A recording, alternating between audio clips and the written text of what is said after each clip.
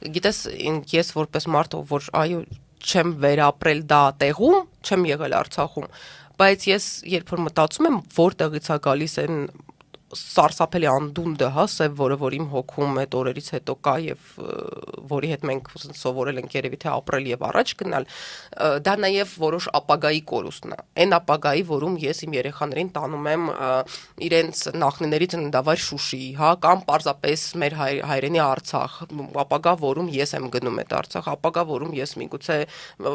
մեծ տարիքում գնում եւ այնտեղ երկար ժամանակ եմ անցկացում, այն ապագան, որում ես ունեի այդ հայրենիքի մասը եւս եւ այդ հայրենիքի մասը ես եւ երեխաները, իրանց երեխաները վայելում ենք այնպես, ինչպես հայ մարդը պիտի վայելի իր հայրենիքը։ Այսինքն ստեղ այդ ապագայի կորուստները զրկել են այդ ապագայից, ուստեղ էլ կա մեծ պահանջ արդարության, ինձ թվում է բոլորիս մեջ։